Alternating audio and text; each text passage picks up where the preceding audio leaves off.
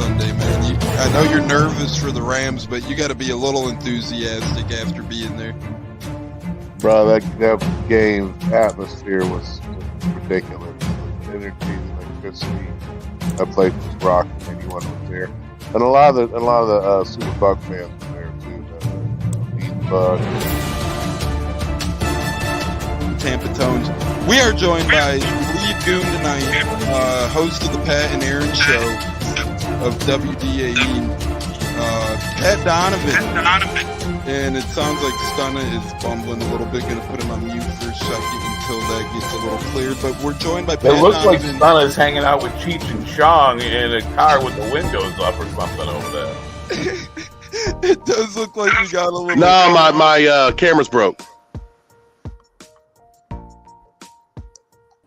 Howdy ho, howdy hey, how the hell is everybody? Welcome back into a Buccateers, a special Taco Tuesday edition. It's going to be our Saturday showdown here on a Tuesday, or Saturday Super Show, or Saturday Showdown here on a Tuesday. Our weekend, the kickoff for football is here on a Tuesday, so we're bringing it to you early this week for a couple of reasons.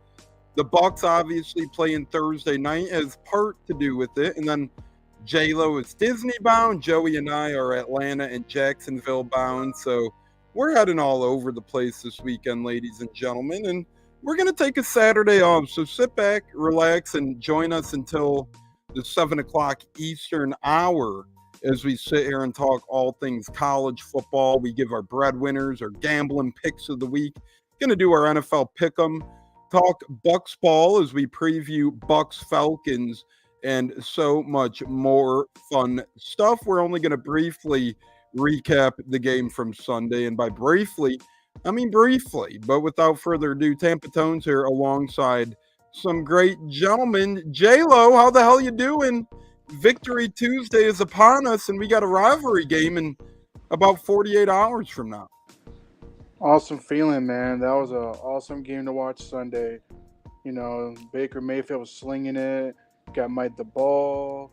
The defense came alive. Vita Vea helped with the pressure. I mean, it was just a great game overall, all around the whole entire team. And now we got another hard-fought game coming up Thursday on a short week. Can't wait. Yeah, I can't wait as well. As short weeks always are fun. They're fierce. They're ready to roll, and that's what we got coming at us in just 2 short days. 48 hours from now is kickoff. Gene, I think you're finally back, brother. We were getting worried about you going to put out an SOS here on the Buccateers. How the hell you doing, my friend? I'm doing good, man. I just want to shout everybody out except for you and Emily. And you're now on the same boat with Emily right now, and you're on the plank with her. So you know that you two are both on the plank, and there may be a mutiny. I don't know. I'm not a psychic or anything, but I'm just saying. Hey, you can't blame me for your attendance being down, buddy. I know that much, but no, it's all fun and games here. It is. Gene is actually a Rick Stroud informant, and I'll just leave it at that. So. That's why he's mad. Is this where we're going now? Gene, whenever we're settled in and ready to roll, our highlights, the great Tampa Bear, and that obviously won our Buc What You Heard Buccateers Bear tournament for the 2024 season. So why not open with our highlights from this past Sunday in a Bucs trouncing of the Eagles. We honestly went out there and dominated for 4 quarters, as Bud Cannibalist says. You heard, welcome in, Bud. But Gene, what are some of your highlights, brother? I think one of the big ones that stuck out to me was Baker Mayfield and his play, how he rebounded from the previous week, and he came back, and I thought that Liam Cohen put together a good game, and they took advantage of what was in front of them. I was very happy with him. I do want to shout out Rachaad White and Bucky Irving. If you look at their rushing yards are identical, but Rachaad White had a few more receiving yards. I heard somebody, and whoever that is on Twitter, I actually saved your tweet to the end of the year that you said that Rashad White sucks. So be sure to look for that coming up here in the end of the season once we've gotten through everything. But on the defensive side of the ball, Vita Vea and what Vita Vea means to this team and how his comeback was very instrumental in, at least slowing down the run. As Bud mentioned, Levante David, Mr. No Plays Off, as I like to call him, and what he's done and just how he's kept his motor running over all of these seasons. And it's exciting to see that from him. And Bucs fans appreciate Mike Evans, appreciate Levante David, because I don't know that you're ever going to see a combination like that on this team, for some time. It may happen, but just enjoy what you have in front of you. So I did want to shout them out. Todd Bowles, great calling a good game. And again, they bounced back and did what they needed to do. So those are my highlights of the game. Gene, you made several good points. I'm going to allude to them as mine as well and piggyback off of some years, but we'll get J-Lo's here first. But before that, welcome, Mr. Everything Bucs. Victory Monday, Victory Tuesday, Victory Monday. We'll let you slide. Same thing. But Gene, great job on pointing out Vita Vea and his impact and his presence. It was just next level stuff. And MK knows the drill. They say technically it's Victory Tuesday. Of course, MK. J-Lo, from Gene to yourself, what is your highlights, my friend? On the offensive side of the ball, I got to give it to Bucky Irving. He ran the ball really well. I just love how he's hitting those holes, dropping his shoulder, breaking tackles. The man's a stud. I mean, Rashad White, he had a bounce back game as well. I like our two running back combo, especially when we have them both on the field to create, confusion on the defense. And then speaking of defense, Zion McCollum, this kid is getting better and better each game. He's looking like a true number one corner, shutting down these top receivers. Once again, hats off to Jason Light for drafting a mid-round guy like that. And he's looking like a number one starter and also a steal.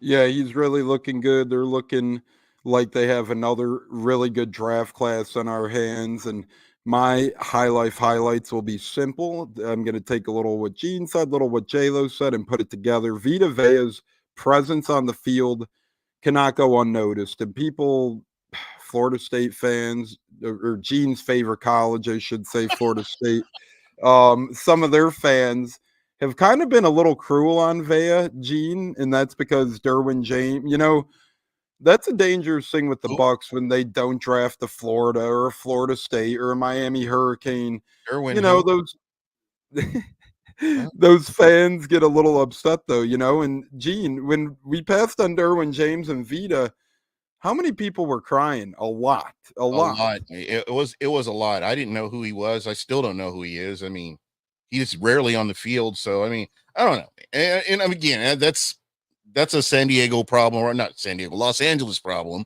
And we'll just let them deal with it. But, Vita Vea, I can't say enough good things about him.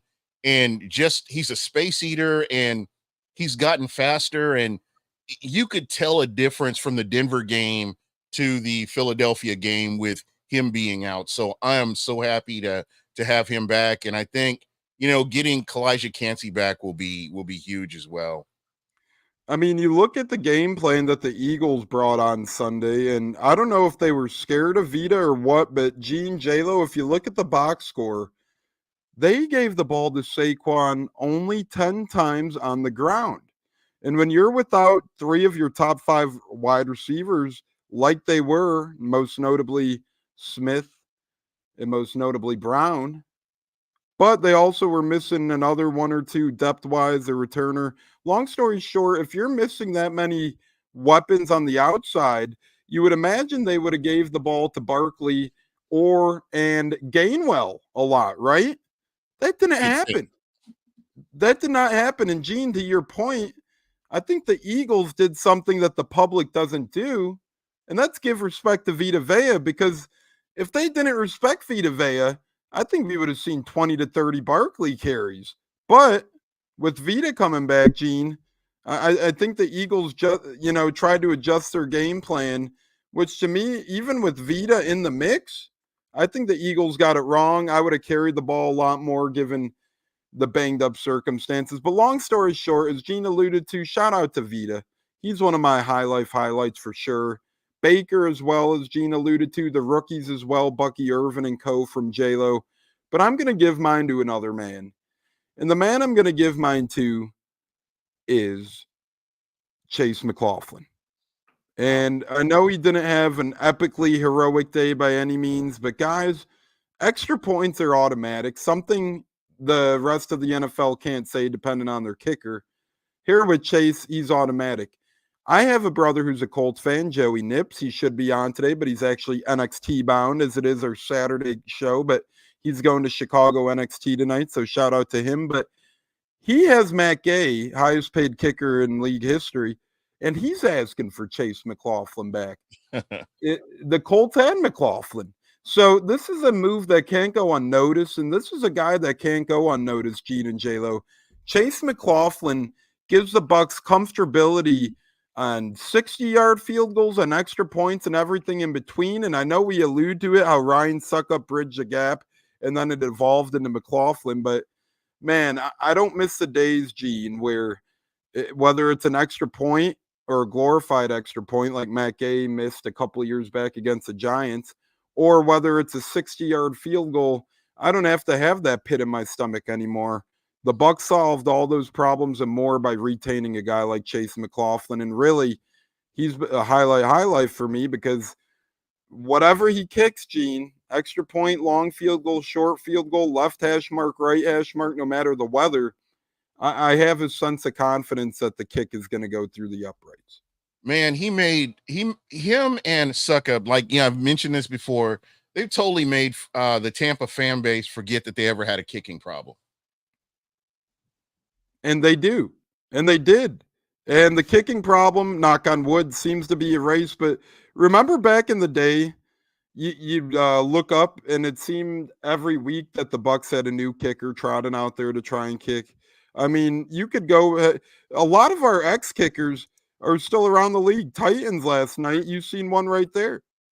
And Nick Folk kicking kicks, ex-Bucs kicker. Remember, we gave Chandler Catanzaro a lot of money. We had Shane Andrews in the mix. We had Lawrence Tynes get a disease and try and take down the franchise of the Buccaneers. So, we've had so many kickers that have came and went so quick for different reasons, obviously health or bad kicking or what. And let's not forget as well, Raymond James Stadium is one of the hardest places to kick in the NFL. It really because is. Because of that wind tunnel, right, Gene? I mean, Yep. We got a little break with, and I'm not discrediting Succop any way, shape, or form, but he got a little lucky because they put up that bird's nest, or the pirate's nest, the crew nest, whatever the hell they called it. Right.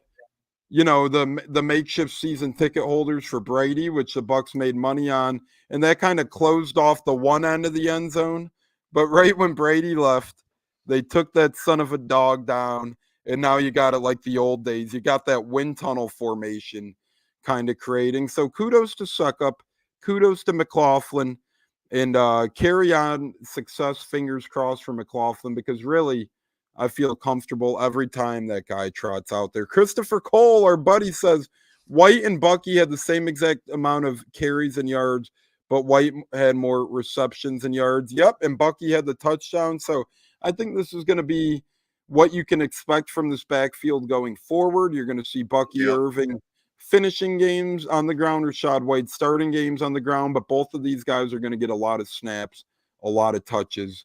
And Rachaad White's also the better pass blocker. Bud says he has better hands as well.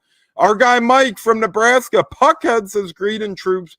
Greed, and we'll get into Nebraska talk and a lot more. He says my man Palmer showed up, right, as he's a Nebraska native. J-Lo, let's talk a little bit about that. Trey Palmer had himself a huge day this past Sunday, didn't he, J-Lo? Yes, he did. I mean, he made some plays. It's unfortunate he suffered a concussion, so most likely he will not play Thursday night, which is fine.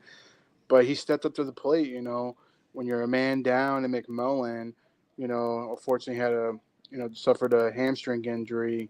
He stepped in and made a nice grab, for the touchdown. I mean, the man showed up, and that's what we need. Thankfully we got Mike and Chris, but you also got two young men, McMillan and Trey Palmer, who can step in there, when healthy. And shout out to Sterling Shepard too, man. He stepped in there and made a hell of a catch, and he's a good insurance, for these injuries right now. And aside from Sterling Shepard and the rest of the Bucs receiving core, Trey Palmer specifically is a great piece, as is McMillan.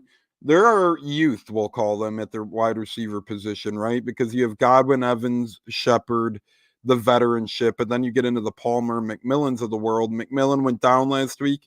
Palmer stepped up big. Palmer stepped up huge. And I think Palmer showed why Baker relies on him so much in the red zone, because he does have really good hands in the red zone. And Nebraska and LSU were lucky to have that kid in college.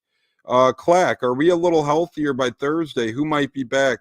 Perfect you asked that, Clack, because we are going to go over our Bucs injury report here right now. And this is the great JC Allen posting this.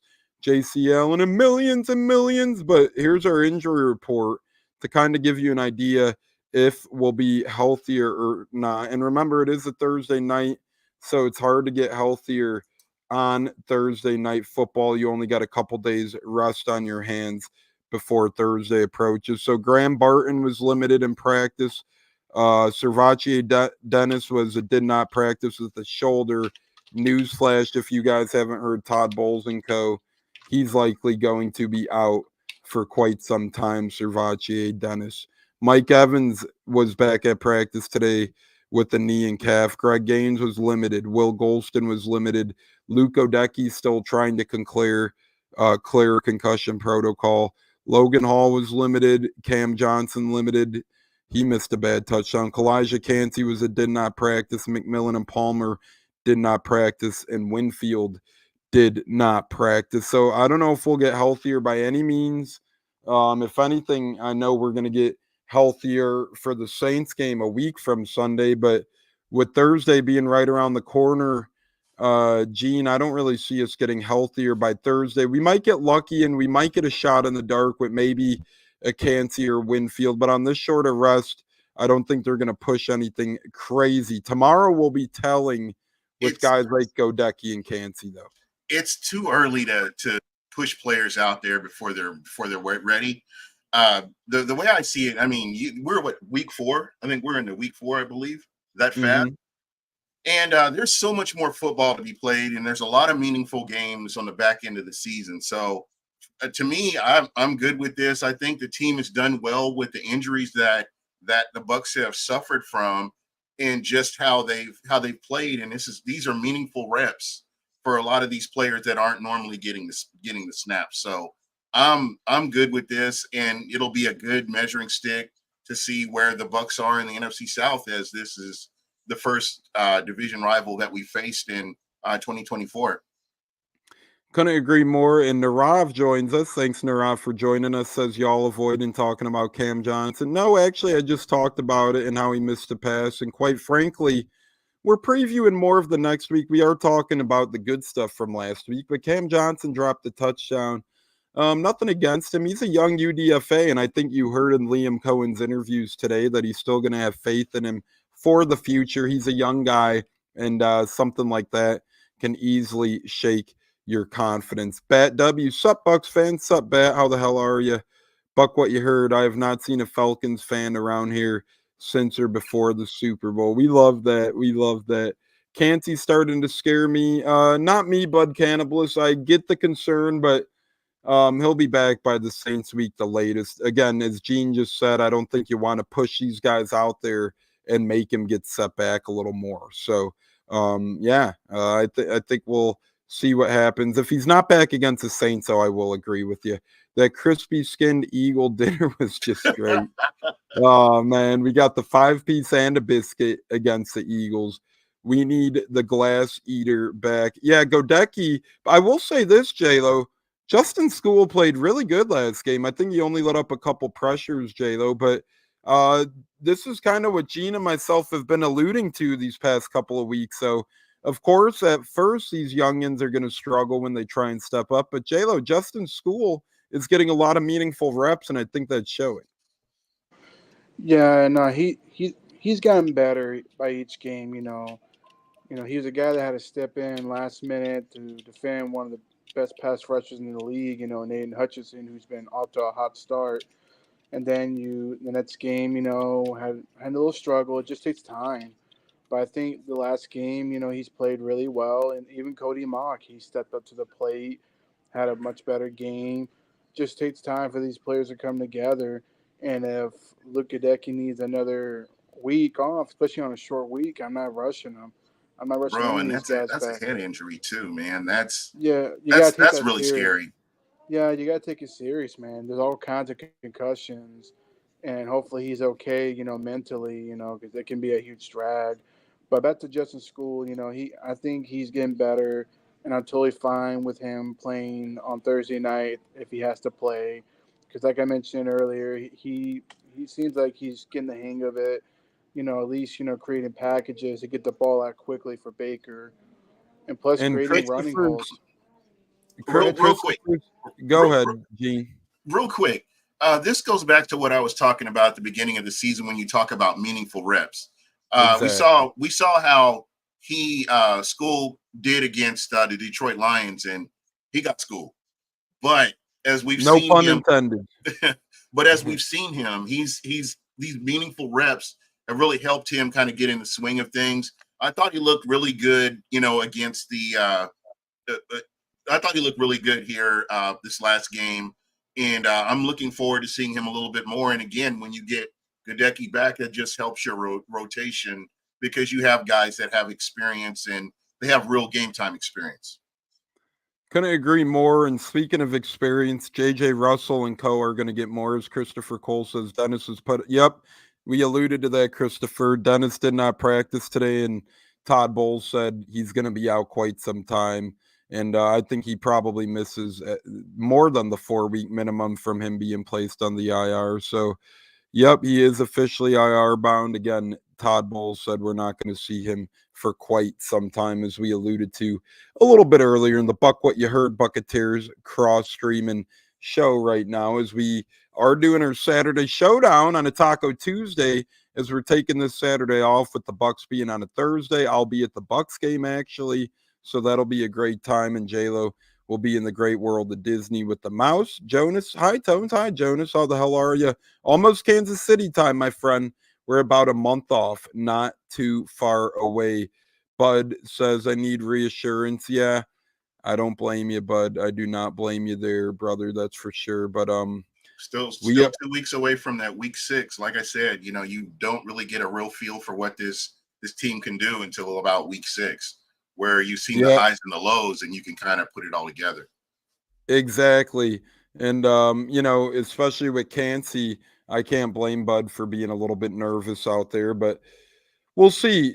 Killa, our great co-host, says Godecki is worrying. Concussions are tricky because you don't want to rush anybody back from a concussion, and now with the NFL being the NFL in modern day and really caring about safety, they don't mess around with concussions. And you got to pass a lot of loops to be ready to play out of a concussion. So we'll see. I'm not necessarily worried about Godecki, but if he doesn't really progress by this time next week, maybe you could be a little bit worried. But again, they take those things seriously, and I don't think you want him to rush back and then he gets hurt even worse. How do you guys foresee linebacker depth? Bowles said Voss might be out a while.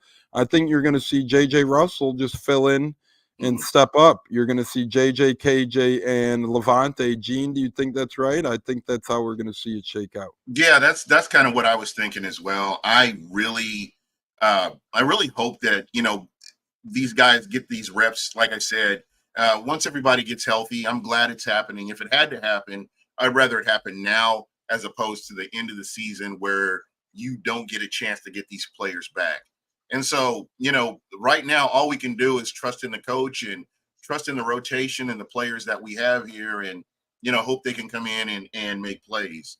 Gotten to watch Atlanta, with Atlanta coming up. I've gotten to watch a bunch of their games, and they've really improved from last year. But again, this is a winnable game for the Bucs, to be honest. It is a very winnable game for the Bucs coming up here, even a little short-handed. I really haven't been impressed with Atlanta. They should have at least one more loss, if not two, and they've gotten lucky a couple of plays here and there, although that's part of the game. They've gotten really lucky. As the Godfather's joining us on Facebook. How we doing, Godfather? Welcome in to the Buccateers. Just a reminder, it's their Saturday show on a Taco Tuesday, so we're going to be talking all things NFL and college ball here shortly as well, fellas. But we did the injury report. Now we're going to get into our Bucs bets segment, where we'll go around and give our takes on Bucs bets and try and win you guys and gals some money this weekend. Cue the music. That means it's time for Bucs bets. We're going to do a round table here and all answer as we kind of go through and pick through if we like these bets or not for Bucs Falcons Thursday night football. Gene, we're going to start with you. If you could bet one of the big three, wow, we have a change. Now it's one of the big four, as Bucky Irvin has joined Rachaad White, Chris Godwin, and Mike Evans in great quote-unquote odds of scoring a touchdown. But Gene, if you could pick Mike Evans, Bucky Irvin, Chris Godwin, or Rachaad White, if you bet $10 on Evans and he scores, you get your money back. If you bet $10 on Bucky Irvin and he scores, you get $12.50. If you bet $10 on Godwin and he scores, you get $13.30. If you bet 10 on Rachaad White and he scores, you get $13.80. What one of those four, Gene, are you putting $10 on to score a touchdown? Chris Godwin. I like those odds as well, right? $10 to win. I just 13. like the return on investment. I would have said Bucky Irving. That would have been like a no-brainer for me. But when I look at everything, I think that Chris Godwin, the way he's been playing, he's a lot more aggressive than we saw last year. He's a different player than what we've seen, and I think he's really doing well in this Liam Cohen offense.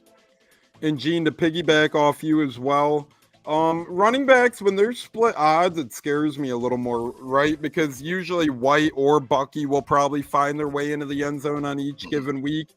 But when you're at the goal line, usually Godwin and Evans are still both going to be in the game unless we're running a jumbo form. So I agree. I like the Godwin pick a little bit more than not only Bucky, but Rachaad White as well. And it seems as Nurov and Clack both agree with you there. So nice pick, Mr. Gene. The odds seem to be with you. Speaking of you in touchdowns, let's go to J-Lo in touchdowns. J-Lo, we're going to call this the middle of the pack scorers. Out of these odds to score a touchdown, where would you put the $10? You got K. Dotton, $10. If he scores, it would pay $28.50. These are the medium odds, I'm calling it. Sterling Shepard, $10 to win $47.50. Baker Mayfield to run one in, $10 to win $51. Or Cam Johnson, who dropped a touchdown last week, $10 to win $50. So once again, J-Lo, the medium odds, where are you heading? K. Dotton, 10 to win $28.50. Sterling Shepard, 10 to win $47.50. Baker Mayfield, 10 to win $51. Or Cam Johnson, 10 to win $50. I say give me Baker, man. Baker, I trust a lot when it comes to scrambling into the end zone. So give me Baker Mayfield. Yeah, I like that pick. I mean, he's been scrambling a good amount lately, and $10 to win 51 ain't bad. Cam Johnson's also a nice one, as he should have caught one last week. It's just if they trust him or not. Bud that Cannibal, one hurt, by the way. Oh, that it one did. really Bud hurt. Cannibal said Shepard. Christopher Cole said Cam Johnson. So we got a couple of different inputs there. I'll take the long shot odds, they call them, to round out the touchdown scorers. Payne Durham is $10 to win 120. Keith is $10 to win 150. Sean Tucker is 10 to win 170.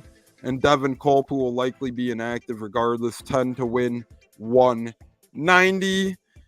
Give me Payne Durham or Keith. I'm torn because Keith is good for one of his touchdowns a year. He gets a patent and goal line play once a year. but Payne Durham's been getting more involved. Give me O'Keefe, though, $10 for the $150 potential payout. I'll do that because O'Keefe, like I said, usually gets his one play call a year. You just got to get lucky on the game there. But I'm taking O'Keefe out of Tucker, Culp, Keefe, and Durham just because you could win $30 more than a Payne Durham, too. So let's go with that. For the medium odds, we're getting some takers over there as well. From touchdown scores, we're on to passing. We're going to go into passing now. Gene, Baker Mayfield over under 239.5 passing yards to win your money back, Gene. I'm going to say over. I think so. I think he gets to 240. It's hard not to with the weapons we have, right? J-Lo, you're going to get total touchdown passes by the player, Baker Mayfield. And if you put $10 on Mayfield to throw over 1.5 touchdowns, and he does, you'd win $10.60. So a little bit of plus money there, J-Lo. Are you taking Baker Mayfield over or under 1.5 touchdown passes? I say over. I can definitely see him throwing 2 and then running 1 in. Yeah, I could see that as well. So you have a huge day on hand from Baker Mayfield. I'll do total pass attempts by the player. Baker's is sitting at 33.5. I think that's a little high. I don't think Baker passes that much on a short week against Atlanta. I think we're going to be using Bucky and Rashad a little more. I'll take the under on 33.5 pass attempts. Gene, you get total completions by the player. Baker Mayfield over under 21.5 completions on Sunday or on Thursday. I'm sorry. I'm going to go under. I think so as well. I don't think he throws the ball as much as Vegas is thinking. Christopher Cole says we had 2 or 3 wide receiver open last week. Cohen doing the work. That is true. Jonas says way over. I'm thinking he means Baker passing yards right there, and I would tend to agree with him. Bud Cannibalist says Baker making his play for MVP. Yeah, right now it has to be Sam Darnold or Baker or, there's a couple other guys in consideration. Josh Allen you can't throw out yet either. So Mahomes, just because they're 4-0, it's going to take a lot to come up with the non-quarterback MVP participant. J-Lo, total interceptions thrown by the player. Kirk Cousins over under half an interception to get your money back. Oh, yeah, we're picking him off already. I think he's going to throw more than 1. He'll probably throw 2 for sure. Kirk Cousins with all his, remember him and his chains, and Adam Schefter then wore the chains. That was hilarious. So we'll see if his chains bring him luck on Thursday. I think he throws a pick 2. Last passing one is me, Baker Mayfield over under 34.5 yard longest completion. I'm going to go over. All it takes is 1 Godwin catch and run or 1 Evans breaking down the field open to get over 34.5. So give me the over there. Gene, we're going to do total passing and rushing yards combined now for Baker Mayfield. Total passing and rushing yards collectively over under 251.5 for Baker, Gene. Over. We got a Baker Mayfield over day coming in. Narav comments, Falcons inside linebacker room. Hurden, Cohen just prove he can attack. Give me the over. I agree with you there, Narav. You're a smart man, my friend. You are a smart man. J-Lo, total receiving yards by the player. Mike Evans over under 64.5. I say over. I think he gets over 65 yards for sure. Even though he's going to have a tough battle with Terrell, that's his name. The corner. Yep, for AJ Atlanta. Terrell. Yeah. But I think he'll get over the 65 yardage. So get him the ball. I think so too. I think we've seen the 2 down weeks of Evans. He doesn't really keep down too long. Last week he bounced back. Should have had 2 touchdowns last week. 1 was a great play by the defender. I like where your head's at. I'll take Chris Godwin over under 66.5 yards. I think it's going to be over as well. It's hard to bet Chris Godwin not getting to 66.5 yards at this point. Liam Cohen's done a great job utilizing him as best in his offense. Nothing against Dave Canales, but we're seeing Chris Godwin back to his old form. And not to mention he's back to his old form as well because He's coming off an injury a year removed. Last year was his first year back from an injury. That's always a little bit tough. Gene, Bucky Irvin over under 8.5 receiving yards. I'm going to go over. Somebody made a comment about his hands. The catch that he made was incredible.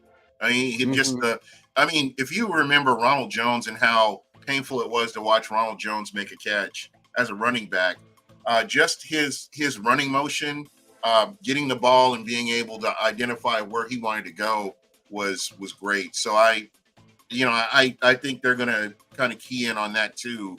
And that's going to be another opportunity for this offense to move the chains. I think so as well. And let's not forget, yes, I know Rachaad White's hands are a little bit better, but people act like that means Bucky doesn't have any hands. Yeah, he dropped a hard pass last week, but that's hard for any back. That thing was nearing the turf even before it hit his hand. So I got faith in Bucky. I like that 8.5 yard play. Bud Cannibalist, tell him I said it. Let's go. Hey, Bud, I'll tell him on Thursday when I'm at the game. I'll tell him myself in person. J-Lo, you're next. K-Dot and over under 28.5 receiving yards. I say over.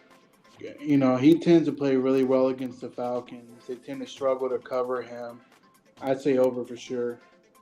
And he's just been a catch machine the past couple of games. 13 receptions to be exact, his past 2 games combined. So I like that deal as well. I'll take Rachaad White over under 19.5 receiving yards. I'll take the over. So we're going over. Somebody is bound to get under, but I'll take the over on Rachaad White, 19.5 receiving yards. I think Rachaad White's a menace out of the backfield with his hands. Again, he had a couple of really nice catches last week as well. Gene, are you going over under Mike Evans 4.5 catches? I'm going to go over on that. I think so as well. I think they'll use him a lot more. I think they'll scheme him open on a lot more plays.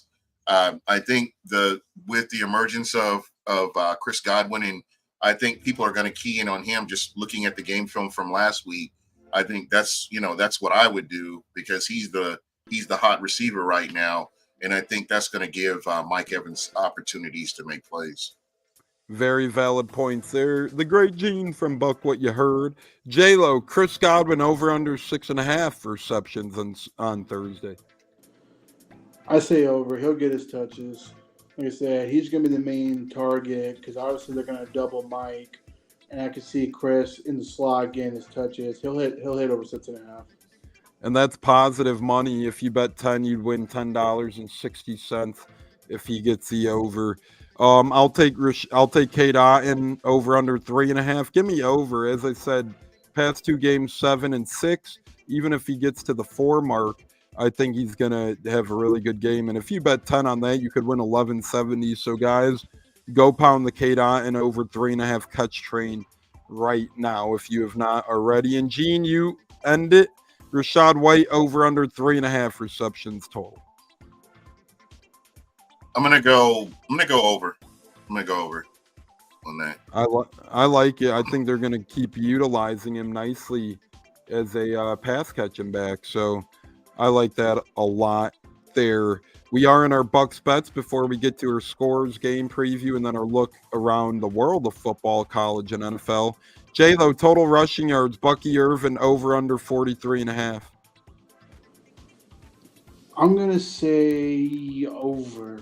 I think he'll barely make it over because he's gonna be sharing the carry, but I say over.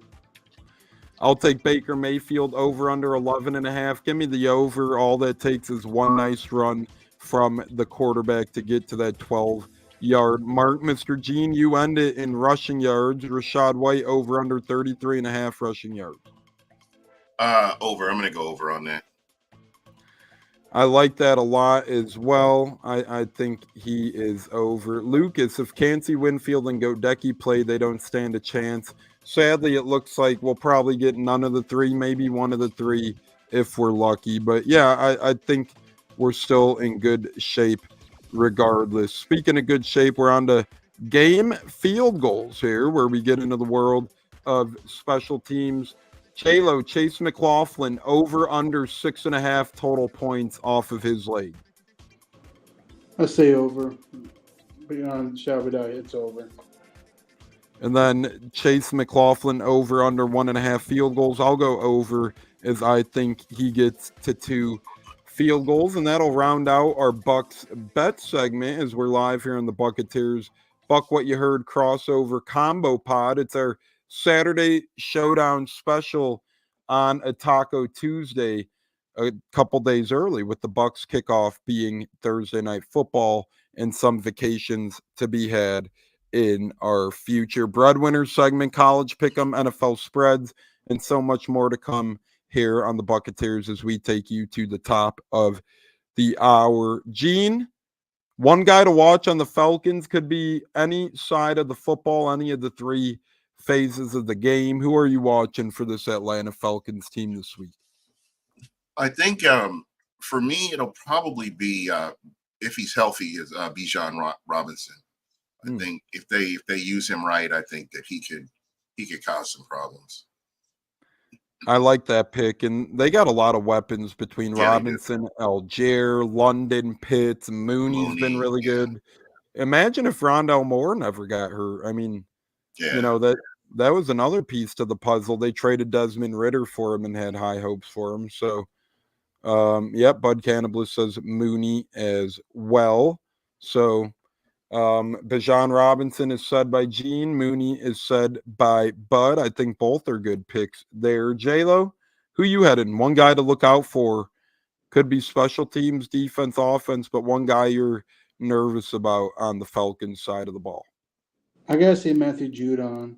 I definitely think he's gonna go after school on the right side to get pressure on Baker Mayfield, even though he's probably not the same player he once was, but he's still, a pretty good pass rusher who's going to do everything he can to take advantage of school on the right side. That's one on the defense. And then on offense, I'd say Pitts, because Pitts didn't have any catches the last game. And he's made some plays on us the last couple of times we played him. So that's somebody I would keep an eye on at the tight end position. Yeah, I like where your head's at there, Mr. J-Lo. I like that a lot. I'll go with one guy to look out for. He's been a menace for them, and I know it sounds silly, but Younghoe Koo, their field goal kicker, he just kicked his career long to win the game last week against the Saints. And if you watch Falcons ball, especially their home games being in a dome, this guy's lethal. He's a great weapon. So I'm going to be interested to see how the Falcons utilize a kicker, a guy like Younghoe Koo, in their game plan and see how that looks and how that shakes out over there. Jonas says blitz Captain Kirk up the middle every single passing down. 2 weeks ago, Atlanta played KC, started out with good points there. Our great friend and co-host Joey Nip says, what up, Buck fan? On my way to NXT on the first time on the CW. Speaking of CW and Joey leading us off, Bucks 23, Falcons 20. That works out perfect. It is time for our Bucks score predictions. Gene, we'll start with you here. Where do you see the score laying on Sunday, and who do you see, or Thursday? Damn it! Punish me next time. What the fuck's going on? But player of the game and score prediction for Thursday, Gene. For Thursday, this is kind of taking a page out of your book. Chase McLaughlin. I think this game will be close. I'm superstitious. Every time I give a score, the Bucks lose, so we're not doing that. But that's fine. I will say that I think Chase McLaughlin coming in the clutch, in a hostile environment to win the game. We'll just put your prediction as hopeful Bucks W. How about that? Yeah, hopeful that works. Bucks W. J-Lo, score prediction and player of the game prediction on your end. So far, we got player of the game, Chase McLaughlin from Gene with the hopeful Bucks W. Joey says 23-20 Bucks. Narav, our great friend, says 17-13 Bucks. What say you, Mr. J-Lo? I say Bucks win pretty big, 28-18 over the Falcons.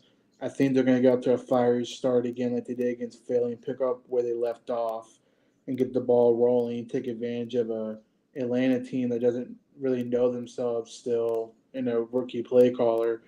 Player of the game, I say give me Baker Mayfield. I just think he's going to be on fire again like he was the last game. Baker, he's a good leader, a good motivator, and I see him continuing what he did this past Sunday, coming up Thursday. So you got 28-18 Bucks with Baker as your player of the game. As Olive joins. Hey guys, hey Olive. We love our lady listeners. Thank you so much for joining the Buccateers. Joey says Zion is his player of the game. He's been one of the better cornerbacks in all of football this year.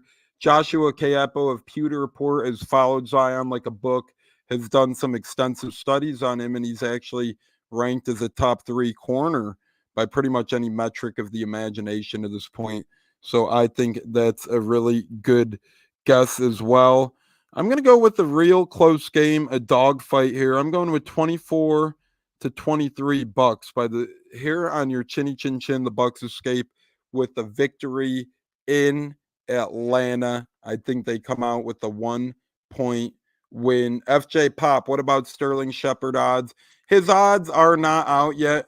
And that's probably because he just got signed to the active roster today. Yes, in case anybody missed it out there, Bucks waived Ben Stille, who had a fumble recovery on Sunday. He hopped on the pigskin like it was a potato skin. So thank you for that, Mr. Ben. But now he's gone, and we have signed Sterling Shepard to the active roster. So Vegas is probably reacting to that. They probably are revving his odds up as we speak, and they'll probably release them soon. But I'm going 24-23 Bucks, and my player of the game to look out for, my player to watch on Tampa side, my MVP of this football game is going to be Joe Tryon-Shoyinka and Logan Hall. I'm giving it to co-captains here. And Logan Hall had a really nice game last week, as did JTS. And that's what I'm looking for, is these guys to keep their momentum going. These guys to continue playing like top picks of the Bucs, right? When JTS and Logan Hall play like they should, this defense looks a hell lot different. And Bucs fans will hope Thursday night, most likely being shorthanded again, most likely without Cansey, that JTS and Logan Hall could be two fellas looking to continue to step up. So I'm going JTS and Logan Hall, and I know somewhere Dr. Plus is either smiling or doing that. Oh, look at BB King. Logan Hall breakout game. Yes. As Marv Albert says, yes. Logan Hall breakout game. I like that a lot. And Rob said Tyke Smith coming in blitz packages. Watch out. Pop says Bucks 27-23. High scoring game. And we come out on top. I like that. And now we're going to get into today's top headlines in the world of football before we get into some college football and NFL talk and pick 'em. Bud Cannibals says we have to score more than 25 points or not to win. I disagree on Thursday night football. I would say on Sundays, you're right, Bud, but on Thursday games, they're so quirky. You never know what the hell might happen. And I think we get a little bit of quirkiness under our belt continued here upcoming this Thursday. That's why I think the Bucks win in a dogfight, in a physical battle. But you could be right. I mean, usually that's a motto of the Bucks, so not discrediting you there by any means. Usually that's the name of the game. But I think Thursday might be a little different. We'll see. But guys, we're going to go to some of today's top headlines. I'm going to name a headline and let you guys react to that headline around the world of football. Gene, we're going to start with you. It could be college or NFL. We'll start with you in the NFL, Gene. Sterling Shepard signs an active contract with the Buccaneers, meaning if we wanted to put him on the practice squad or whatnot, we'd have to waive him or release him down the road. Thoughts on Sterling Shepard being an active member of the Bucs roster moving forward here, Gene? It was a must. They had to make him that way because there are several wide receivers around the NFL that are injured. And somebody would have plucked him off of the practice squad. He wouldn't have stayed on there very much longer. They had to make that move. That's a great point, Gene. Shout out to the Bucs for doing what they did. Gene, that's a great point that I think a lot of people are missing or dismissing, so to speak. I feel like a lot of people think they promoted him because of injuries to McMillan and Palmer, but I think they more so signed him to the active roster because, yes, he was going to get plucked after that last game last week. Are you telling me a team like the Chiefs? Are you telling me a team like the Steelers wouldn't The go out and Jets. pluck him up right now? The Jets, the Bills? How many teams would want him? So, Gene, that's a great point. I don't think enough people are talking about that. I think more I people think as Bucs fans, we're spoiled by the wide receiver room that we've had going back to Vincent Jackson, and we just continue to get those guys in here, and they continue to perform. So, I'm glad they made the move. I would have been sick to see him go to another team after he just got here.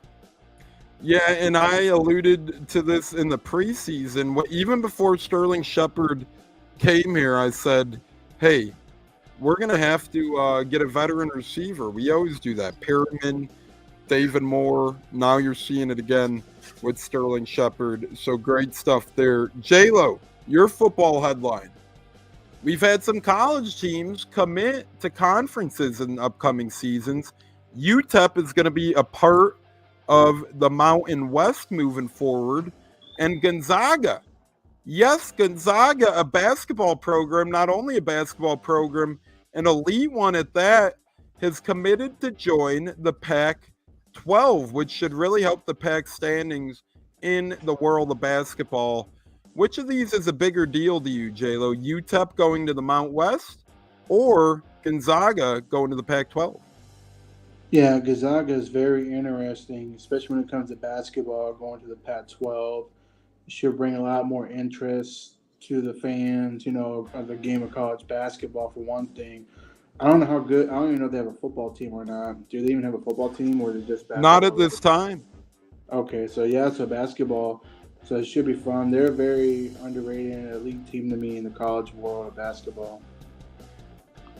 Gene, 42-year-old Jason Peters, offensive veteran lineman in the NFL, 9-time Pro Bowler, has signed with the Seahawks practice squad. He spent some time there last season and started last season a handful of games or well. True or false, Jason Peters is Hall of Fame bound for the NFL one day? Ooh, that's a tough one. I'm going to say, I don't think so. I don't know that I can think of so many other players that I would jump the line before him. Even players that are starting to retire and their time is coming up. I just don't see it. Not right now. I think what does Ira Kaufman say? Eventually his time will come, or something stupid like that. But I'm thinking in this case, it would be something like that for him. I just don't see him being that first ballot player. I agree with you there. J-Lo, Devontae Adams, we've seen some frickery. We'll be nice about it, but Devontae Adams has been in rumors lately. I guess Antonio Pierce, the Raiders head coach, liked a drama-filled post on Instagram saying, hey, Devontae may have played his last game as a Raider. Now it came out today by Schefter. Raiders are fielding calls for him, and now it comes out by multiple sources. Devontae Adams wants out of Oakland, Vegas, whatever you call him. J-Lo, where do you think he ends up, or do you think he stays put in Vegas? No, he's out. The Raiders should have traded him during the offseason. He was never all the way in last year with the team. He mainly went there for Derek Carr, and then that didn't pan out. And now pretty much he's done with the Raiders. I can see either the Jets come calling, the Chiefs are down on receivers, could come calling. The question is, are they willing to give up a second round and probably a couple more draft picks if he's worth it? I see those two teams are the main teams I think that can pull off a trade if the Raiders want to trade within the division of the Chiefs, or if they want to trade within the conference of the Jets. It all depends, on that part. That's pretty much it for those. That's it for those two teams. Maybe the Packers. Maybe you might want to go back to Green Bay and play with Jordan Love. But I see on the AFC side, he'll stay over there for sure. But he won't stay put. I think pretty much they crossed that bridge when Antonio Pierce pretty much liked the post, playing his last, game in a Raiders uniform. I just think that he's kind of a locker room problem right now, and they got to, fix up a few things on that. One more football question for each of you before we get to some college games of the week, and then NFL pick'em, breadwinners, and final words. Gene, Odell Beckham Jr. and Nick Chubb both had their practice windows open this week. Chubb by the Browns, Beckham by the Dolphins, which means they're likely to be activated. Well, they need to be activated within a 21-day window, or else they lose him for the entirety of the season. So, Gene, out of Odell Beckham and Nick Chubb, the two guys to be active very soon, who do you think impacts their team more, Chubb on the Browns or Beckham on Miami? Chubb is going to take a weight off of Deshaun Watson's shoulders. That guy's been getting pummeled. His the running game in Cleveland has not been the best. And comparing it to years past, I really believe that he's going to be the biggest. He's going to be the biggest impact out of the two of them. This guy he's just a freak, and just a freak of nature, and just watching him play and just having him back in there, it's definitely going to help that offense. It's going to help the defense keep the when you keep moving the chains, you keep your defense a little bit more fresh, and Deshaun Watson doesn't have to put everything on his shoulders to try to make plays. Yeah, I like that mindset. I think Chubb's going to be more important as well, especially with the Dolphins' current situation under center, right? They don't really have a set answer there right now. To me, if they had Tua, maybe Beckham's important, raisins a little bit, but without Tua, it becomes a little less dramatic with OBJ if you don't have anybody to throw the man the football. J-Lo, last one of our NFL college football roundtable of breaking news or just news around the NFL from the day. Von Miller suspended today by the Bills, or Rashee Rice being out for the year, most likely that is for the Chiefs. Again, I say most likely because they technically say they're not sure what the hell's wrong with them. But J-Lo, Von Miller for the Bills, Rashee Rice for the Chiefs. Which one of these, whether it's suspension, injury, is a bigger deal for their franchise? I'm going to have to say the Chiefs. Now you lost Rice, you lost Hollywood Brown, two dependable receivers. So now you got to go out there and grab another veteran to kind of help the receiving room, because Travis Kelce's been really quiet this year so far, and Pacheco's out. Patrick Mahomes, he can't do it all, like he's usually done before, because these teams are starting to watch and learn about him, when they start getting ready to play. Because the Chargers gave him a heck of a game to where, they almost lost. So I say the Chiefs with the receiving core. Yeah, I like that answer there. And speaking of like it, we're going to go into the world of college football now around some games this upcoming week. And we're going to say what we like here as we end that music and start new music. And guys, one cool thing here about college football and NFL, one secret tidbit here that a lot of people overlook. Starting Thursday, October 3rd, this Thursday, Bucs, Falcons, and the college games at night, once those kick off, we have college or NFL kickoff on every single night, Sunday to Sunday, from October 3rd through November 24th. So we got a run of about 50 straight days of college or NFL ball being at our disposal. I love it too. Best time of the year. That's why the fall is a beautiful thing. Speaking of beautiful thing, we're going to get going with our college football pick'em. And we're going to start with Friday night, as there's a couple of good Friday night matchups at helm. As Cleveland Me says, happy B-Day, Mama A, on this Thursday as well. Yep, we're going to do a little birthday shout-out celebration at the end, Joey, because J-Lo's daughter's birthday as well. So we're going to celebrate kind of during the final word segment, but it's never too early to celebrate. So happy birthday, Mama A, and happy birthday to little J-Lo. But we'll get into that more here in a bit. Gene, you're going to start our college football pick'em. Friday night, 7:30 Eastern. Houston is getting 16.5 points at TCU. Who do you like in that one? The underdogs, Houston, getting the points, or TCU? I like Houston getting the points, to be honest. I'm kind of reckless because I'm actually this will be my first. I'm not a fan of betting, but I just want to at least try it to say that I've tried it. I mean, I when I was in college, I had a bookie, but I mean, with this whole electronic thing now, I'm just gonna give it a try, see what happens. Yeah, I like that. I like that. And I like the Houston pick. I think I'm picking Houston as well.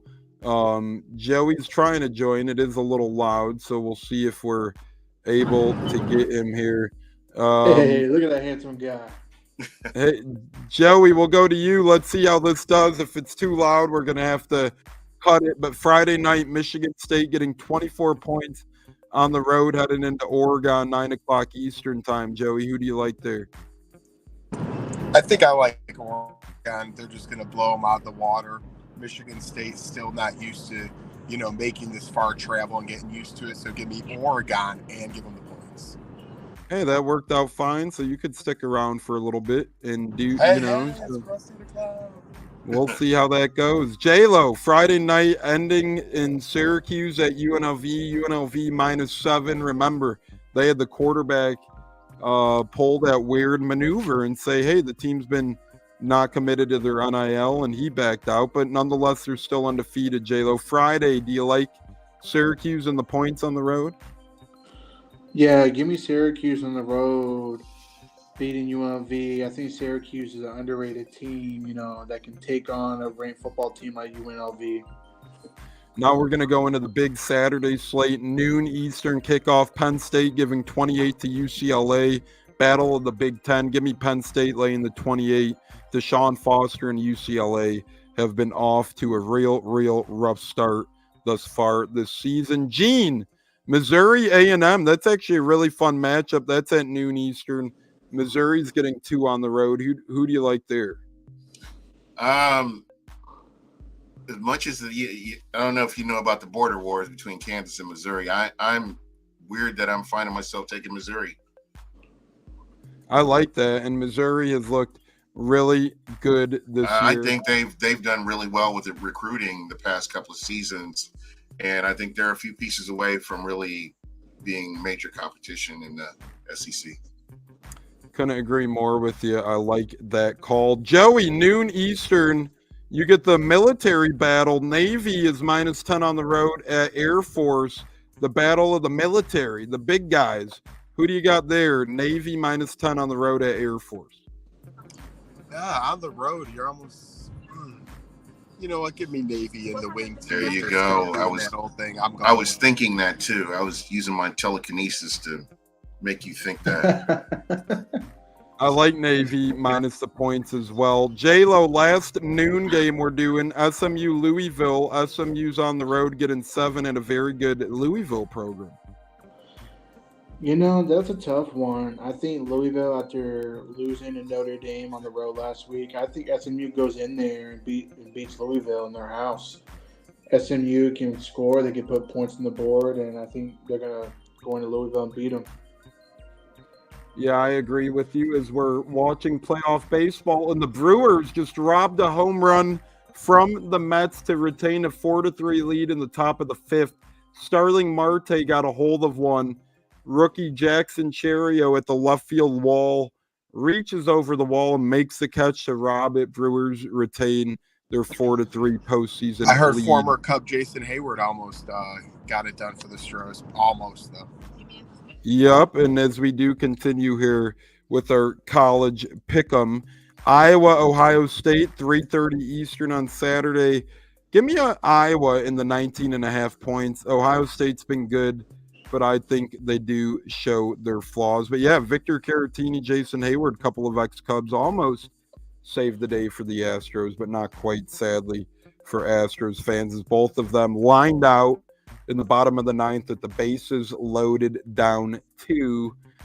Just tough, man. Baseball's a tough game, but back to college football. Gene, you are on the clock. Ole Miss heading into South Carolina. Ole Miss is -10, 3:30 Eastern, but Ole Miss is coming off a terrible loss to Kentucky, Mr. Gene. I'm gonna have to take South Carolina on that one. I've been watching Ole Miss. I thought Ole Miss I thought they were gonna do something last week, but unfortunately it didn't happen. So I'm gonna take South Carolina on that one. Can't blame you there. Joey, Auburn on the road in Georgia. Georgia coming off a heartbreaking loss to Bama. 3:30 Eastern. Auburn getting 24.5 points on the road. Yeah, I mean, I thought Georgia was going to show up a little bit, better, but they did at the end of the day. They made a comeback, and I think they're going to take that anger out all on Auburn. Even though 24.5, I don't like Auburn at the quarterback position. Peyton Thorne threw another costly pick. Give me Georgia as they blow out Auburn.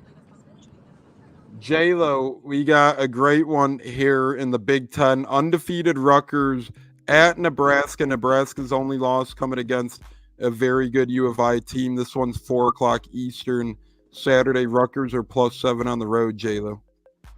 Ooh, that's a tough one.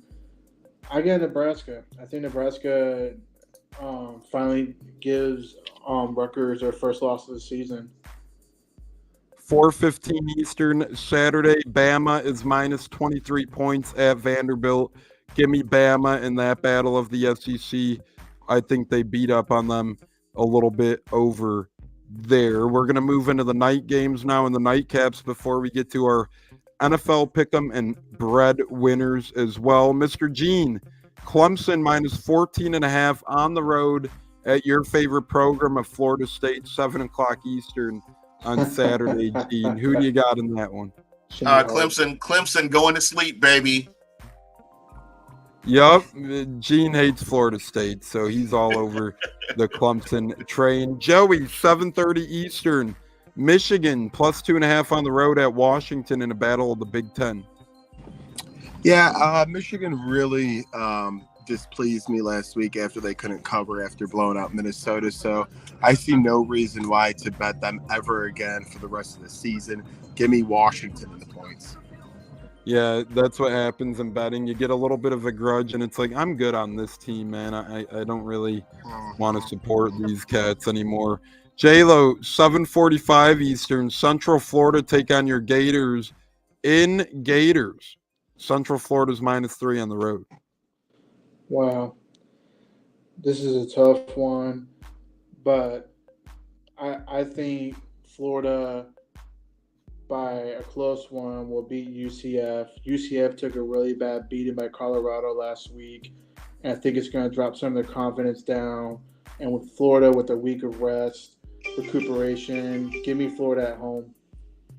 I'll end it with the nightcap, 10:30 Eastern, Miami, Florida at Cal.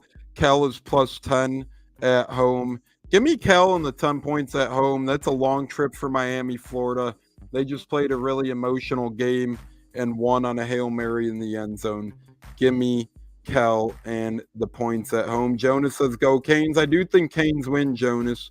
I just think Cal is good enough to cover. From one football league to another, we're going to do our NFL pick'em, then do our breadwinners and our final words and our birthday bash shout outs for Don and little J-Lo, J-Lo's daughter, as they have birthdays coming up. Joey, we're going to start with you here in the football pick'em. Sunday, London Day, 9:30 a.m. Eastern Time. Jets getting 3 points across the pond. Where are you heading there, Joey? Yeah, I think this is actually Darnold's first game where he doesn't look. Remember, so great. this is just pick'em. NFL is without the spreads, FYI. So. Yeah, I don't think Darnold has a great day here. I think across the pond, the Jets come through. Aaron Rodgers, that's where maybe the veteran leadership helps quarterback like that. I think they go in and will be a straight up win and give Minnesota their first loss, knocking off the second to last undefeated team. J-Lo, Panthers, Bears in Chicago, 1 o'clock Eastern kickoff. Where you heading? Tough one. I'll take the Bears at home. Gene, Ravens, Bengals, great rivalry there. Should be a real fun game, 1 o'clock Eastern. Who you got? I don't know what happened to the Bengals, but I'm definitely taking the Ravens on this one. This will be a good game for them. I think it's a division rivalry, so it'll be a good game. Lamar's looking really good the past couple of weeks, as is Derrick Henry. One of the best regular season quarterbacks in the league. Yeah, maybe in the history of the game. I know it's early yet, but he's been incredible. So, and Burrow's really fun to watch too. So that's going to be a really fun battle in Cincinnati. Buffalo, Houston, 1 o'clock Eastern. Give me the Bills on the road. I think they bounce back. Houston hasn't looked like Houston of last year. They've won some close ones. They've lost some ugly ones. Give me Buffalo on the road. We'll all predict this. Joey, Colts, Jaguars will be there 1 o'clock Eastern time Sunday in Jacksonville. Again, guys, I'm doing a fun road trip. I'm going to Atlanta Thursday for Bucs Falcons, and Sunday I'll be in Jacksonville for Colts Jaguars. But Joey, Colts on the road in Jacksonville, who do you like? I think I know who. Give us your score prediction and give us a mini detail rundown of that one. Well, listen, something's got to give in this game. The Jaguars are winless on the year, the only team left to do so. Meanwhile, the Colts have not won in Jacksonville since 2014. Yes, I repeat, they have not won in Jacksonville since 2014. So, a little bit of detail on that game. Right now, injury reports are early. Things are fluid. But if I had to guess, I would say Richardson will probably be in. Taylor might be out for that one. Also, the Jaguars have a lot of injuries. Mr. Josh Allen, no, not the quarterback, will probably miss that game. Their top tackler and corner as well. So there's going to be a lot of injuries. At the same time, I think Coach Steichen and this crew gets them ready to go. We're going to break that 10-year streak. I think Richardson, amongst the haters of the youngest QB, shame on people with no patience, comes in strong, plays this game, and the Colts come out with I'll go 23-17 victory, Indianapolis. Gene, Colts Jaguars prediction. Colts Jaguars. I've got the Colts. I like the quarterback. I think this is his rookie season. I know he was drafted last year, but this is his rookie season. I feel like he's coming into his own right now. He made some really good plays. I feel like he's pretty smart with the ball. And again, the Jaguars just haven't shown me anything since they played the Bucs in preseason. So we're definitely gonna go with the Colts on that one. Yeah, that's been Jacksonville's only decisive battle so far, seemingly. J-Lo, Colts Jags, 1 o'clock Eastern in Jacksonville. This to me can be a very trap game for Indianapolis. Like Joey alluded to, they haven't won in Jacksonville since 2014. But with that being said, I think Indy will finally break that streak and finally win in Florida and Jacksonville. Give me 23-21 in a very close one. Yeah, I know a lot of people are saying this is a must-win for Jacksonville, but I think they're going to do the opposite of must-win. I think it's to the point in time where Jacksonville has Doug Peterson's bags halfway out the door. I think Colts continue their 3-game winning streak. I got Colts in a close one, 17-14. I'm going to go with a low-scoring, ugly affair in Jacksonville with the Colts coming out on top over there. Joey, Dolphins, Patriots, 1 o'clock Eastern. Oh man, I know Huntley hasn't played a lot. I thought the Dolphins would have a little bit of a better game last week. I didn't see it. A lot of people are down on New England, but they're at home. I think they get their first home win. And since I have to jump off, since I'm at NXT, Mr. Tones, Give us your breadwinner, my friend, and final word too. Breadwinner is Packers -3.5 at the Rams. And if you have time tonight, 8 Eastern, 7 Central, turn on the CW, NXT's first episode outside of Orlando on a new cable station, the CW. It's going to be awesome. CM Punk, Shawn Michaels, Booker T, amongst many others. Peace out, boys. Have an incredible time. Thanks for joining us. Be safe at NXT. It looks like a lot of fun. If I wasn't leaving for Atlanta tomorrow, I'd be right there with you, brother. The great Joey Nips taking the Packers as his breadwinner. By the way, we're 8-11 now in breadwinners, so we need a good week from us, guys. We need a good week. Gene, you're up on the docket. Cleveland at Commandos. Last 1 o'clock Eastern game. Commandos 3-1 on the year. Where are you heading? I am so happy that we got to Jaden Daniels at the beginning of his career, because just watching this kid, he is going to be something special.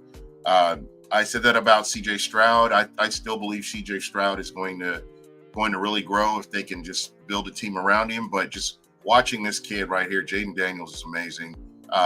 I do not see the Browns having an answer for him, and I have the Commandos winning over the Browns. Love that. I agree with you. I think we're very lucky to play Daniels week 1. J-Lo, Cardinals, Niners, 4:05 Eastern. Where are you heading in San Fran? 49ers are getting healthier. I feel besides Christian McCaffrey, he's going to be out for a while, but I like the Niners at home against the Cardinals. Raiders, Broncos, 4:05 Eastern. Give me the Broncos coming off back-to-back epic road wins. Jets and Buccaneers, they look ready to roll right now. Gene, 4:25 Eastern. Green Bay travels to Los Angeles. Who do you like there? I went ahead and picked Green Bay. I think that this is a team that's just going to take a little bit for them to gel together, but I really like Green Bay. I think Green Bay is going to bounce back from some of the stumbling blocks they've had, and I have them beating the Rams.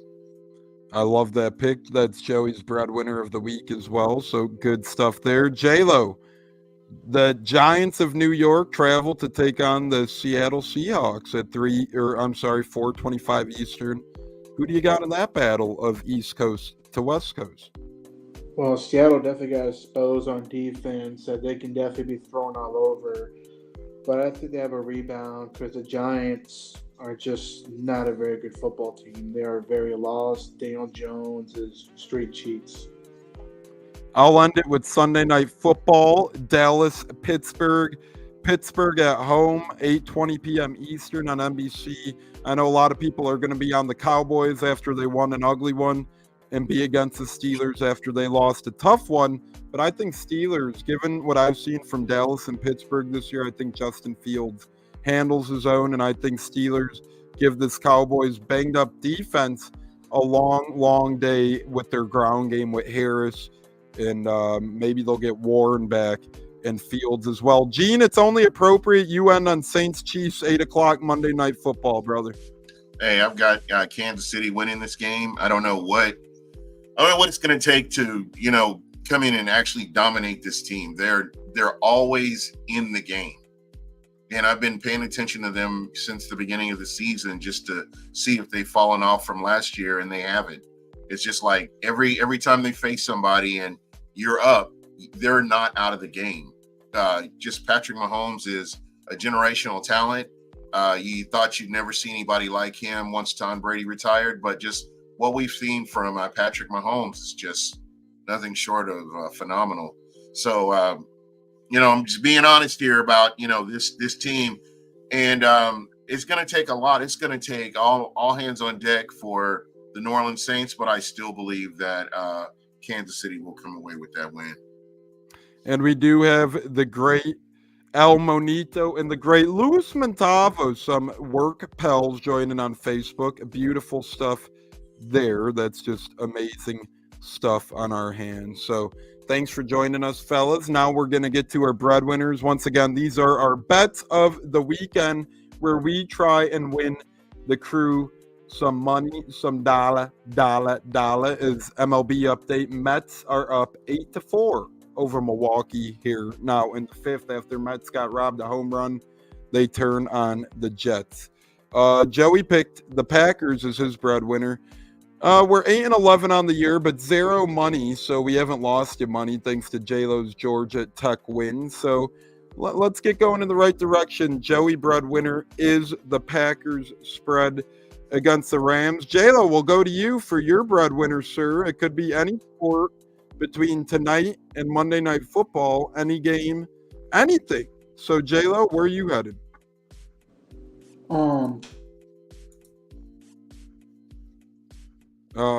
J-Lo? Can you hear me? Yep. Yeah. Hello? Okay. Yeah, we can I hear was you. saying, give me Missouri money line on the road to beat Texas A&M because the A&M is favored by two. Give me Missouri on the road. I actually love that. I like Missouri a lot this weekend as well. Gene, if you had a game or a lock or any sort of thing, if you had so far you're 1-0. You're the only one undefeated as you had Delaware State way back winning week 0 against Hawaii. Where are you heading if you had a put some bread and butter on a team out there. I think I'm gonna jump on this Texans. The Texans +1 on this. Is that the? Yes, sir. Yeah, I think I'm gonna jump on that one right there. I think that's a. I like that too, and I know maybe I contradict myself because I said I'd pick the Bills, but Texans getting points at home, that seems like it's not right or something. That's pretty. So, I mean, to me, it's pretty safe. And, yeah, and I'm not much of a gambler, but to me, this seems like one of the safest out of all of them that I could run with. I agree with you there, and I think it's pretty safe as well. I'm going to go ahead and rip the Band-Aid off for my breadwinner. I'm going to go with the game tonight, and people are going tonight. Yes, tonight. So if you're listening, get your wallet out, download that debit card onto a betting app, and come run with us. I'm going with the Padres tonight over the Braves, and I know the Braves backed their way into the playoffs yesterday. They won against the Mets backups, got into the playoffs. But listen, this Padres team has been really good all year. They got their best pitcher of the season pitching tonight in Michael King. If you bet $20 on them, you win $14. I'm telling you, the Padres tonight over the Braves. That game's at 8:38 p.m. Eastern. So all our breadwinners are all different varieties, different days of the week, and it's going to be good stuff. Once again, we got Joey going with the Packers, Gene going with the Texans, both on Sunday, J-Lo going with Missouri Saturday, and me going with the Padres tonight. Now, before we give our final words and hop off and let you guys know if Gene or Buc What You Heard will be on this week, we're going to give a little special shout out for some special birthdays coming up this week. I told J-Lo we were going to be doing this as well, and he liked the idea. And I think what not better than a dance pop song to get going for some birthday wishes and birthday shout outs. J-Lo, the floor is yours for your special birthday wish for the week, brother. Yeah, shout out to my oldest daughter, Sophia. She'll be turning 13, becoming a teenager. For crying out loud, time flies. They grow up so quick. Yeah, but she means the whole world to me, just as much as her sister does. She's my ride or die. She's just a wonderful person. And I can't wait to celebrate her birthday on Thursday before the Bucs game. And then celebrate Disney, have my daddy-daughter time with her. She's an amazing kid, and I'm blessed to be her father. I'm blessed to be her uncle by friendship, and I do have a little something for her next time I see you, J-Lo, which will be December Raiders weekend. So next time we unite, I will give you that gladly, as she's a great gal, a sweetheart. Shout out to Sophia, one of the biggest Buccateer lady fans out there, and one of the biggest Buccateer youth fans out there. We wish you a very happy birthday, Sophia, on your big day, and I hope you have an incredible Saturday with your dad, Mickey, Minnie, and the gang. We really can't overlook birthdays. They're a very special thing in life, and you can't take them for granted, as we're never promised tomorrow. So Sophia, happy 13th birthday. Live it up, enjoy it, and I hope the Bucs win for you on your birthday. That would be incredible. Then I'm going to go ahead and give a special birthday shout out to my mom, Dawn, as it's her birthday coming up here in a short couple of days. And she's making the road trip to Atlanta for the Bucs Falcons, as she's a Bucs fan, not by choice really, but by me. But she loves the Bucs. I just got her a Mike Elstock creamsicle jersey for her birthday, and she loved it. As Elstock's her favorite Bucs player of all time. So Sophia, Don, two very special women to the Buccateers. Each of you guys better enjoy the birthday, and the Bucs better bring home a well-deserved win for each of you guys. Gene, any birthdays that you know of coming up, or any birthday you want to shout out, brother? I guess I'm gonna have to roll with you guys, and happy birthday to both. This is great when you get to have it like this, and people are living another year. I mean, that's always important, man. I mean, time is something you don't get back, and I just I appreciate that. So shout out to all them, and let's fire the cannons again. And we can't overlook time, right? And it seems like, The older we get, it seems like, the more random bull crap starts happening in life too. So knock on wood, bless that we have 2 healthy birthdays to celebrate. Let's keep it that way heading into 2025. Mr. Gene, before we get to final word, as we got plethora of things starting, NXT's starting, playoff baseball's on, WNBA playoffs are going to be happening tonight, college football and NFL on Thursday. Mr. Gene, do you plan on going live on Buc What You Heard Buccateers simulcast anytime between now and Tuesday, brother? It probably won't happen just because the Bucs are playing on Thursday, and that was the day that I normally go live, and I will be laser focused on that game and so many other things. So this is going to be a short week for me. So I was important that I got on with you guys and got to hang out and talk a little football. Hey, we all need our off time too, right? Nothing like in a little bit of a bye. It's a mini bye week for us. Yeah, it is. It is. So that's why we, combined our Tuesday and Saturday show into this. And Gene, J-Lo, myself, and Joey are all going to be taking Saturday off. Katz gives us his kudos, and I want to give a quick thought and prayer to our co-host, A-Katz, who is battling flooding issues still from Hurricane Helen, and I wish everybody a safe hurricane recovery out there. Katz actually is out of a hotel right now as he still doesn't have power and electricity. This thing is just a motherfucker. I think death toll is in triple digits as well. So just a shame, terrible, tragic event that happened, and I hope everybody's recovering well and staying safe out there if possible. Really bad stuff there. Final words we will do now is overtime on the payroll is going to start flooded in. But guys, we talked it all. We talked Bucs, we talked college, we talked NFL, we talked gambling, and so much more. Our Colts predictions as well. Final word time. J-Lo, lay it on us. Your final word for the evening. Just want to say thank you for having me and appreciate the shout out to my princess. Like I said, y'all are the best. Enjoy every minute talking about football. Y'all stay safe. Bucs fans, it's going to be a fun, short week. Let's go out there, get a W for the birthday gals, and stay blessed, man. Go Bucs. W for the birthday gals is key. My final word, I'm going to twist it into fantasy football a little bit just in case we had any fantasy football brains tune in and say, oh, I didn't hear much about fantasy.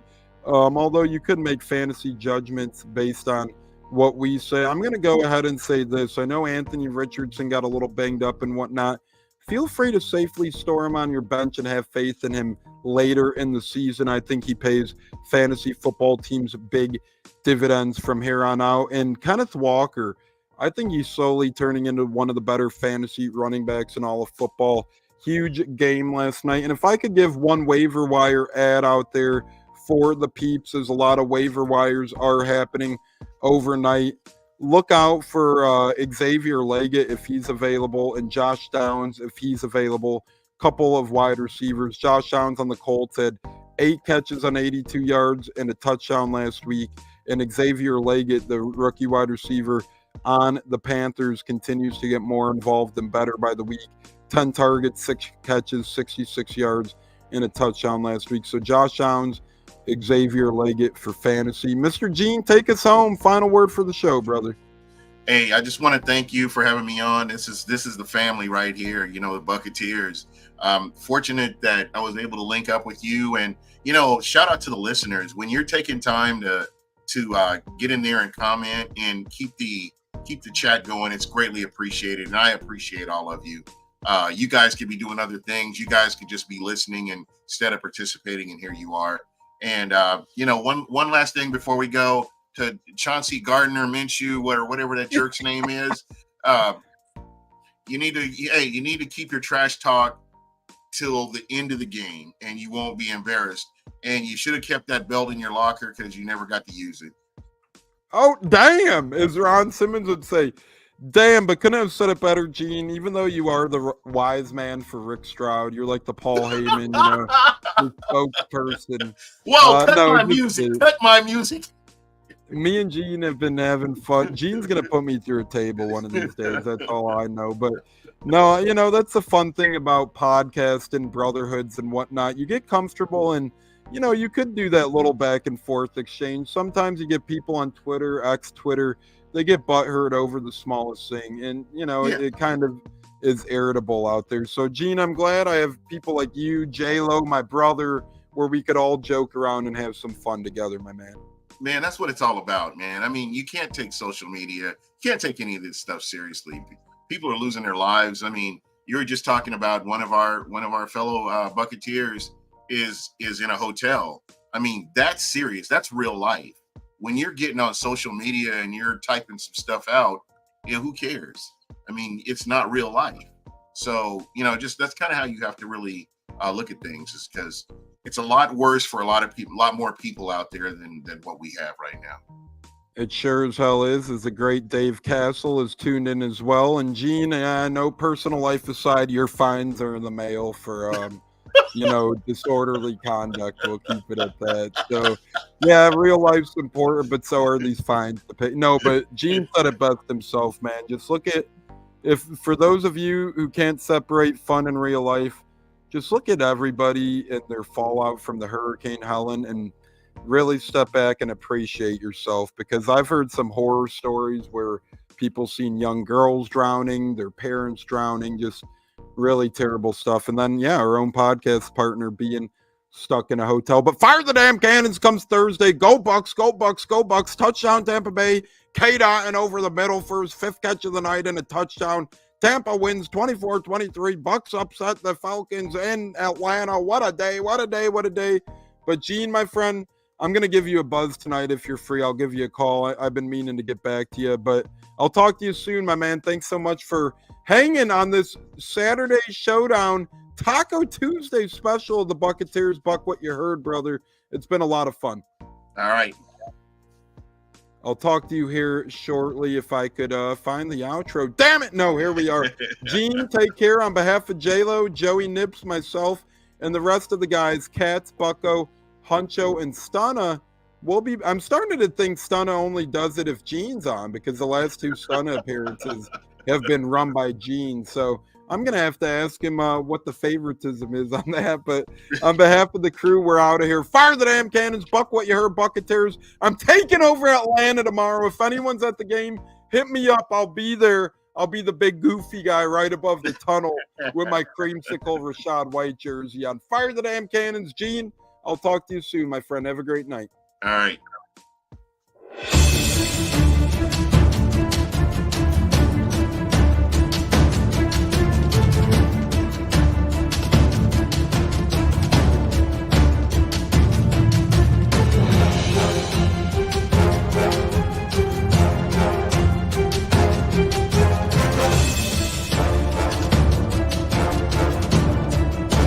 Game on Sunday, man. I know you're nervous for the Rams, but you got to be a little enthusiastic after being there. Bro, that game atmosphere was ridiculous. The energy, the electricity. That place was rocking. Anyone was there, and a lot of the Super Buc fans were there too. The Bug. Tampa Tones. We are joined by Lee Doom tonight, host of the Pat and Aaron Show of WDAE, Pat Donovan. And it sounds like Stunna is bumbling a little bit. Going to put him on mute for a second until that gets a little clear. But we're joined by Pat It looks like Donovan. Stunna's hanging out with Cheech and Chong in a car with the windows up or something over there. It does look like we got a little... No, my